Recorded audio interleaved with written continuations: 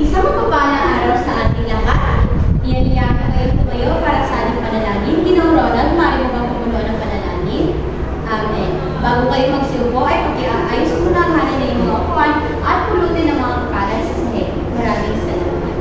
Binibining araw, maaari mo bang sabihin sa akin kung mayroong iba sa araw na ito? Wala? Mabuti naman kung gayon.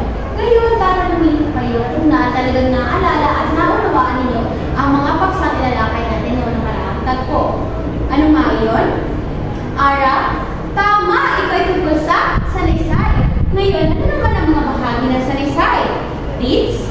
Tama, talagang naunawaan ninyo ang paksa na ating nilalakay noong nakaraang tagpo. Ngayon, may ibibigay ako sa inyong kopya ng mga larawan. Pakitingnan. So, nariyan ang dalawang kopya ng larawan.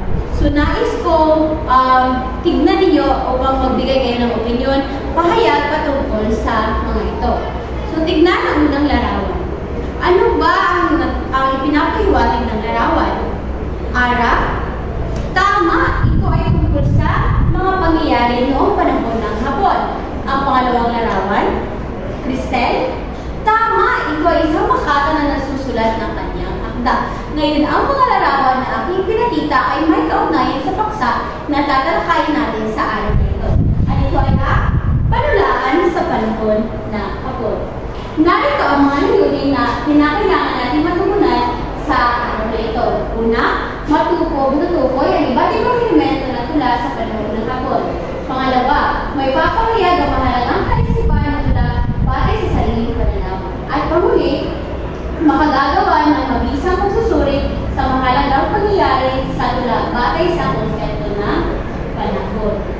Ngayon, tatalakayin natin ang mga panulaan na umusbong sa panahon ng Hapon. So, ang panahon ng pananakop ng Hapon ay nangyari sa ikalawang digmaang pandaigdigan.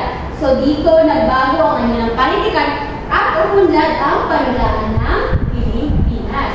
Ngayon, may papakita ako sa inyo mga halimbawa at maaari na iba ninyong basahin ito. Maraming salamat. Para naman sa pangalawang halimbawa. Sabay-sabay basahin. Salamat. Ang panghuling halimbawa. Sabay-sabay. Maraming salamat. Ngayon, may napansin ba kayo sa mga tula na aking ipinakita sa inyo? Tama, ito ay nagpapakita ng mga matatalinghagang mga salita. So, may katanungan ako dito. Bakit naging maunlad ang panitikan sa panahon ng Hapon? Mayroon ba kayong mga ideya kung bakit nagmulad ang panitikan sa panahon ng Hapon? Ara? Tama! So, tatalakayin natin kung ang mga rason kung bakit naging maunlad ang panitikan sa panahon ng Hapon. So, narito ang mga kaiba na tula sa panahon ng Hapon. Narito ang buhay sa lalawigan, pagsasaka at pangingisda. Pangalawa, pagkamakabayan, pag-ibig at kalikasan. At pang-tatlo, pananampalataya at singin. So, narito ang mga tulang umusbong sa panahon ng Hapon. Narito ang tanaga, haiku at tanka. So, iisa-isahin natin ito. Una natin tatalakayin ang tanaga. Ang tanaga ay may 4 na taludturan. So, narito ang 7 pantig sa bawat taludtod at ito ay may tugma sa hulihang pantig nito. Narito ang halimbawa. Sabay-sabay natin basahin. Palay siya matino nang lumangi yumuko, ngunit muling tumayo, nagkabunga ng ginto. Pangalawa, ito ay ang haiku. So, ang haiku ay may 17 pantig na nahahati sa tatatluhing taludtod. Ito ay 5, 7, 5. Narito ang halimbawa. Sabay-sabay natin basahin. Maging tapat ka, sabihin ang problema, huwag mangamba. Para naman sa kamuli, ito ay ang tanka. Ang tanka ay nahati sa 5 taludtod. Ito ay 5, 7, 5, 7, 7. Narito ang halimbawa. Sabay-sabay natin basahin. Ang kabataan ay pag-asa ng bayan. Dapat ingatan, di pinapalagala upang may makakala. Naunawaan ba ninyo ang ating dinalakay sa araw na ito? Okay. So, dahil naunawaan niyo, tatanungin ko kayo kung bakit nga ba talaga na mahalaga na pagtuunan natin ng pasin ang panitikan ng umusbong ng panahon ng Hapon. Ara? Mahusay, Ara. Talagang may punto ang iyong sinasabi.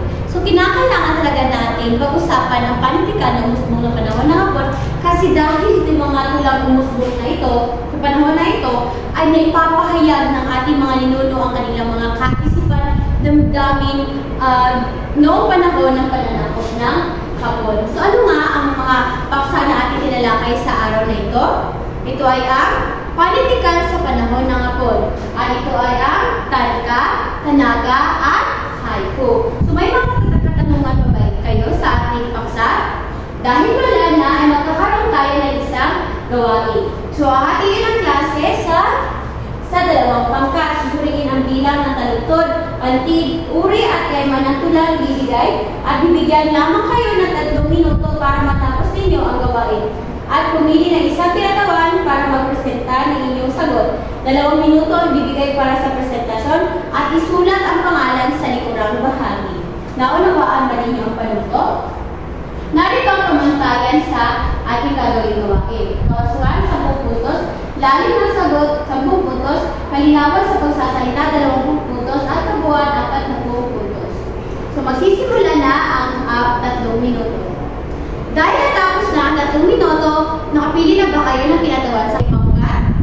Okay, pumarito na sa harap. Magsisimula na ang 2 minuto.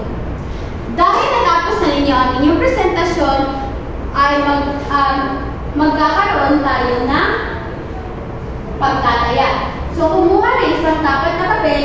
Makinig na mabuti dahil 2 beses ko lamang babasahin ang tanong. Isulat ang titik ng tamang sagot para sa unang katanungan. Okay, dahil tapos na natin ang ating pagtataya ay iwawasto natin ito kaagad. Makipagpalit ng papel sa iyong katabi at iwawasto natin ito para sa unang katanungan. Number 1, C. Okay. Pakipasa na inyong mga papel sa harap. Para naman sa ating takdang aralin ay gumawa ng sariling tula patungkol sa kalikasan. Pumili naman sa tanaga, tanka, at haiku at isulat ito sa halahating papel. Narito ang pamantayan ng ating takdang aralin.